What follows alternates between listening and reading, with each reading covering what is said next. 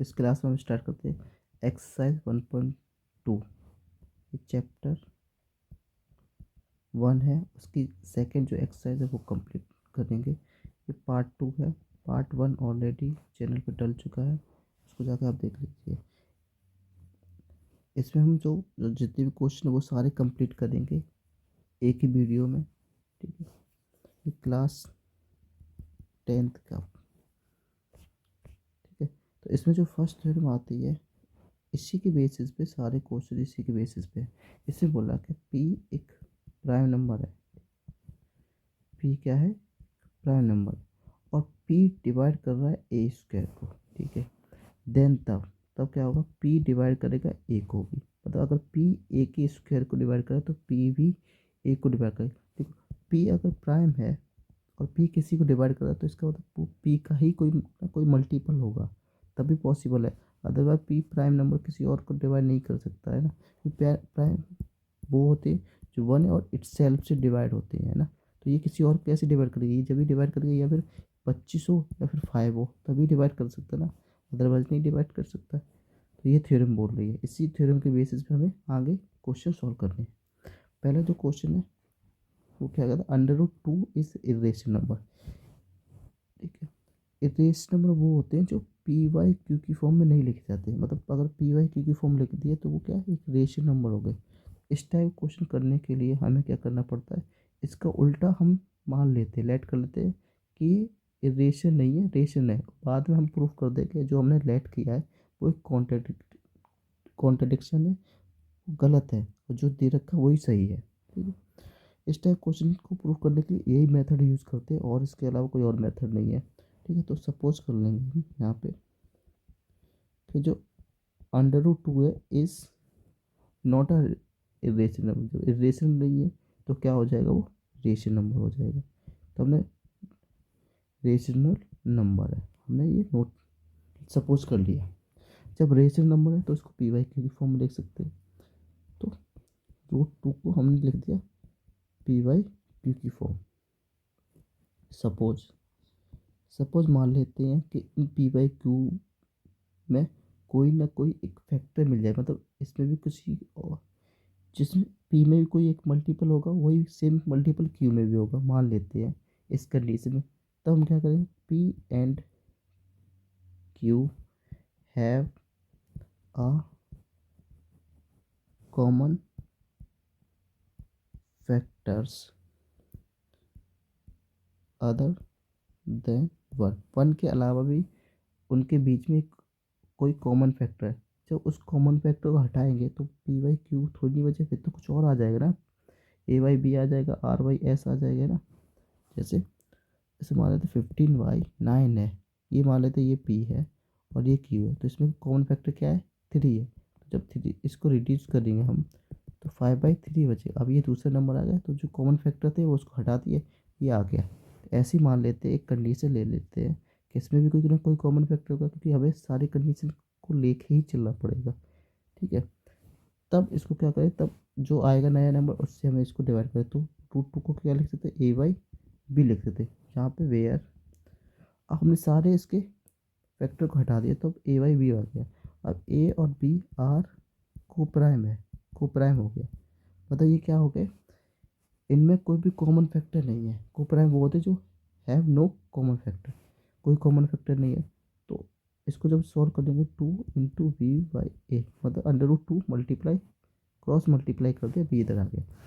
अब इसका स्क्वायर करेंगे 2b/a² है ना, ये आ गया। अब देखो इसको क्या मैं ऐसे लिख सकता हूँ? b² बराबर a²/2, यही तो हो गया। इसका मतलब क्या? 2/a² है ना, then by theorem. Then by theorem 2 किस पे? 2 डिवाइड करेगा ए को, है ना। 2 डिवाइड कर रहा है a² को, तो बाई थ्योरम 2 डिवाइड करेगा ए को। जब 2 ए को डिवाइड कर रहा है तो 2 को हम क्या? ए को 2c लिख सकता हूँ। 2 इधर पहुँच जाए डिवाइड करेगा, है ना। इस कंडीशन में लिख सकता हूँ। अब इसको फिर से मैंने स्क्वायर किया A square equal to 4c square, और ए स्क्वायर की जगह मैंने क्या पुट कर दिया, 2b square by 4c square, है ना। मतलब 2 डिवाइड कर रहा है ए, तो 2 को, तो ये कंडीशन आ जाती है ए इक्वल टू 2c, है ना। और इसका मैंने स्क्वायर कर दिया, तब यह ए स्क्वायर की वैल्यू कितनी है, ये दे रखी है ए स्क्वायर की वैल्यू यहाँ पे, है ना। फ्रॉम 1 इसको पुट कर दिया ये, तो P square by 2c square आ गया, है ना। तो यहाँ से क्या मिले, यहाँ से मिल रहा है हमें 2 डिवाइड कर रहा है, डिवाइड बी स्क्वायर, मतलब यहाँ पे 2 डिवाइड बी स्क्वायर कर रहा है, मतलब 2 ए को भी डिवाइड कर रहा है, देन तब क्या होगा भाई थ्योरम, 2 डिवाइड कर देगा बी को, मतलब 2 यहाँ पे ए को भी डिवाइड कर रहा है, 2 यहाँ बी को डिवाइड कर रहा है, बट ए और बी क्या था, को प्राइम था, इनमें कोई भी कॉमन फैक्टर नहीं है, लेकिन हमें 2 क्या मिल गया, कॉमन फैक्टर मिल गया, है ना। तो ये क्या है, कॉन्ट्राडिक्शन प्रूफ हो गया यहाँ पे, मतलब जो हम, है ना, कॉन्ट्राडिक्ट कर गया ये चीज़ को, तो बोल सकते हैं हम कि जो अंडर रूट 2 है इज इरेशनल नंबर, है ना। अब सिमिलरली चीज़ इसमें भी हम कर रहे हैं, अंडर रूट 3 को हमें इरेशनल प्रूफ करेंगे, तो ये, तो सपोज कर लेंगे हम under root 3 is rational number. जब रेशनल नंबर है तो अंडर रूट 3 को पी बाई क्यू की फॉर्म में लिख देंगे। Suppose P and Q have common factors other than 1, है ना। 1 के अलावा इनके पास कोई ना कोई कॉमन फैक्टर है, ठीक है। तो अंडर रूट 3 को हम क्या लिखते हैं, ए बाई बी लिख दिया, where A and B have no common factor, that is A and B क्या है, को प्राइम है ना। अब अंडर रूट 3 बी कुछ टू ए हो गया, इसका स्क्वायर कर देंगे हम, तो B square into 3/a square, है ना। तो 3 डिवाइड्स कर देगा ए स्क्वायर को, है ना। और by then by theorem 3 divide A, यहाँ से हो गया, है ना। ये फर्स्ट मान लेते हैं, ये सेकेंड मान लेते हैं, ठीक। अब दूसरी तरफ चलते हैं, जब 3 डिवाइड्स कर रहा है ए को, तो मैं 3c/a करके लिख सकता हूँ। अब इसको कर दिया 9c² बाई a स्क्वायर, है ना। अब फ्रॉम 1 से ए स्क्वायर की जगह हम क्या पुट कर देंगे, 9c बराबर a² बी स्क्वायर मल्टीप्लाई 3, 3 से 3 कट जाएगा, 3c² बाई b स्क्वायर, है ना। तो यहाँ से 3 डिवाइड हो जाएगा बी स्क्वायर, मतलब 3 डिवाइड कर देगा बी स्क्वायर को, then by theorem 3 divide B को कर देगा, है ना। ये थर्ड हो गया, 1 एंड थर्ड से 3 ए को भी डिवाइड करे तो 3 बी को भी डिवाइड कर रहा है ना। तो 3 is common factor of A and B, है ना। तो ये क्या है, common factor which is contradiction because A and B is co prime have no common factor, दोनों को प्राइम है, इनके पास कोई भी कॉमन फैक्टर नहीं है, hence under root 3 is a irrational number. तो अंडर रूट 3 क्या है, एक इरेशनल नंबर ही होगा। इरेशनल नंबर हमने जो प्रूफ किया था वो क्या था, वो गलत था। अब ये कुछ स्टेटमेंट है, देखो, सम ऑफ और difference of rational and irrational number is irrational, ठीक है। जैसे सम करें, √2 क्या है, एक इरेशनल नंबर है, ठीक है, और 3 क्या है, एक रेशनल नंबर है। इन दोनों को अगर मैं सम करूं तो क्या आना चाहिए, एक इरेशनल नंबर आएगा, ठीक है। ये स्टेटमेंट यूज होंगी। और इनका अगर डिफरेंस करेंगे तब भी क्या आएगा, एक इरेशनल नंबर आएगा, है ना। अब क्या, product and question of non zero ration and irrational number is irrational number, तब भी इरेशनल आएगा। प्रोडक्ट करूँ 2 × 2, तो 2 आ जाएगा, तो ये क्या आ जाएगा, एक इरेशनल नंबर आ जाएगा। एक रेशनल ले लो, एक इरेशनल ले लो, दोनों का प्रोडक्ट करिए। अब इनका क्वेश्चन ले लो, मतलब P/Q की फॉर्म ले लो, √2/2 ले लिया, तब भी क्या आएगा, एक इरेशनल नंबर आएगा, है ना। तो अगर इन जनरल बात करूँ कि √A प्लस कुछ भी B हो या -B हो, तो वो क्या देगा, इरेशनल देगा हमेशा। अगर का ए का मल्टीप्लाई √B के साथ कर दो तो वो क्या देगा, इरेशनल देगा, ठीक है।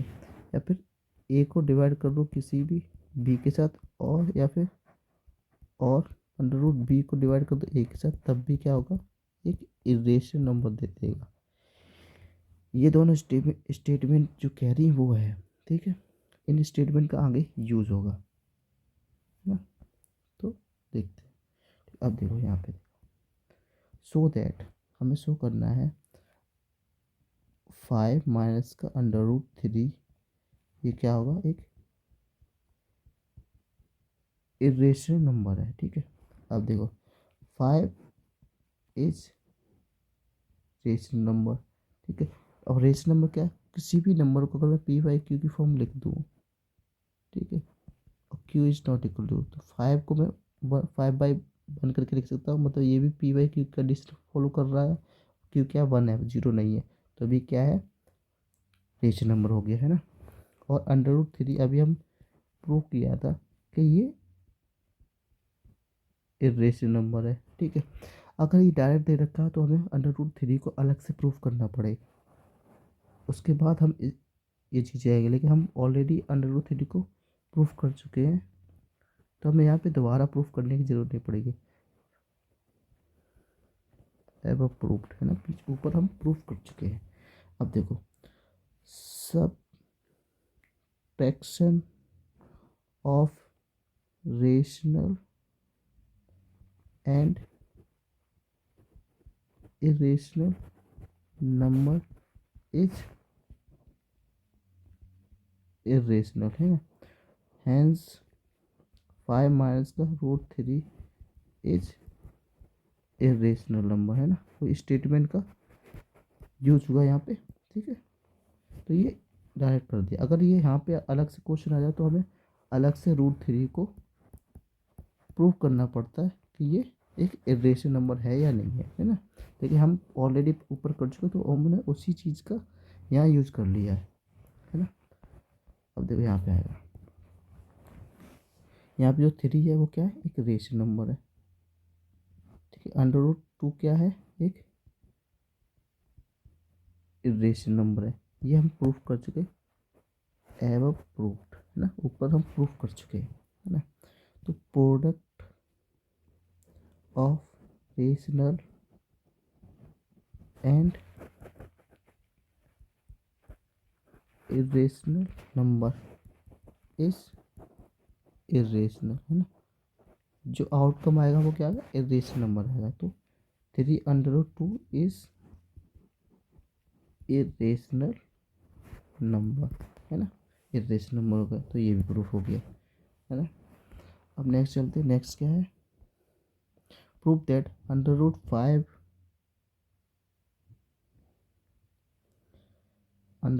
Is a rational number. तो √5 क्या है, रेशनल नंबर है, ठीक है। तो सपोज कर लेंगे सेम उसी तरह से, ठीक है। सपोज कर लेंगे √5 इज अ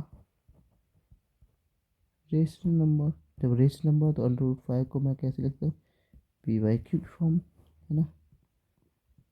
अब सपोज कर लिया P and Q have common factor other than one, one के अलावा इनके पास एक और कॉमन फैक्टर है ना। तो देन तब ए वाई बी आ गया, है ना। Where A and B are को प्राइम, है ना। को प्राइम मतलब हैव नो कॉमन फैक्टर, इनके पास कोई कॉमन फैक्टर नहीं आना चाहिए, ठीक है। अब बी √5 ये आ गया, है ना। इसको ऐसे करके ले लेते पीछे से, है ना। बी को पीछे रखते हैं, √5 into B by A square कर देंगे, 5 into B square by A square, है ना। तो अब यहाँ से 5 डिवाइड, देखो सेम चीज़ हमें यूज़ कर रहे हैं ऊपर भी और यहाँ पे भी, है ना। तो एक फॉर्मेट हमें अगर याद कर ले तो बाकी सारा काम हो जाएगा, है ना। ठीक है, देन बाई थ्योरम 5 डिवाइड ए, है ना। यहाँ से फर्स्ट, यहाँ से सेकेंड, है ना। और देखो 5 डिवाइड्स ए, तो मैं कह सकता हूँ 5c इक्वस टू ए कर दिया। अब इसका स्क्वायर कर दिया 25c square by A square, है ना।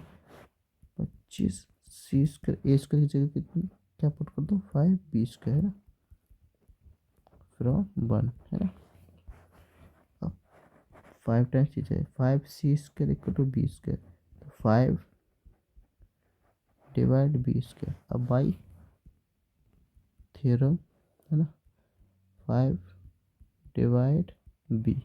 अब देखो ठीक है, फ्रॉम सेकेंड एंड थर्ड, है ना, A and B have common factor, है ना। तो ये क्या कॉन्ट्राडिक्शन आ गया, है ना। कॉन्ट्राडिक्शन आ, इसका मतलब क्या √5 एक इरेशनल नंबर है ना। प्रूफ हो गया इरेशनल नंबर, है ना। अब देखो इसको प्रूफ करेंगे, सिंपल तरीका होगा। यहाँ पे देखो सबसे पहले हम क्या लेंगे, इस चीज़ को लेंगे,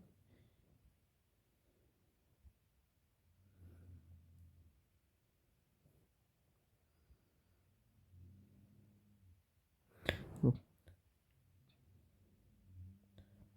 सपोज कर लेंगे इसको 3 + 2√5 इज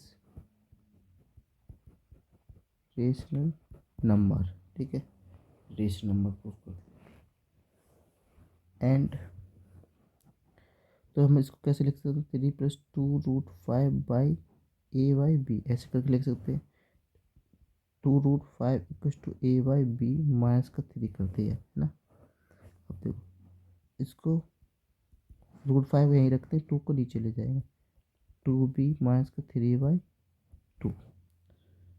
अब देखो यहाँ पे क्या आता है a/2b एक रेशनल नंबर है ना, और 3/2 भी एक रेशनल नंबर है ना। और यहाँ पे एक स्टेटमेंट लिख सकते हैं subtraction of rational number is rational number, मतलब दो रेशनल नंबर का सब्सट्रैक्शन करेंगे तो क्या होता है एक रेशनल नंबर ही आता है। इसका मतलब क्या है कि a/2b माइनस का 3b रेशनल नंबर है ना, ये रेशनल नंबर है।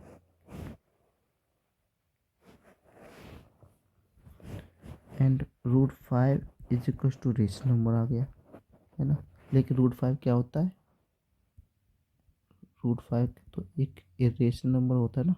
तो यहाँ पे क्या आ गया, यहाँ पे आ गया कॉन्ट्राडिक्शन आ गया, है ना। तो यहाँ पे आ गया कि कॉन्ट्राडिक्शन आ गया, hence 3 + 2√5 is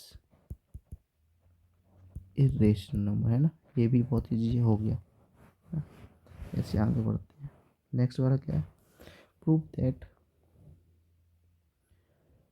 that are irrational number. कहता है ये भी एक इरेशनल नंबर है, ये भी एक इरेशनल नंबर, ये भी एक इरेशनल नंबर। देखो √2 क्या है, एक इरेशनल नंबर है ना। तो डिवाइड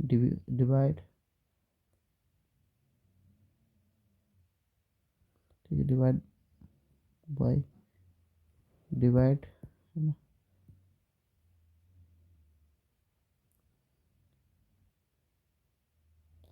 ऐसे करके लिखो, statement quotient of rational and irrational number is always irrational number। ठीक, तो 1/√2 इज irrational number, मतलब जो स्टेटमेंट सेकंड वाली वो यूज़ करनी। यहाँ पे क्या आया, product of rational and irrational number is irrational, है ना। या ऐसे ही है सम, सॉरी यहाँ पर आ गया sum of rational number and irrational number is irrational number, है ना।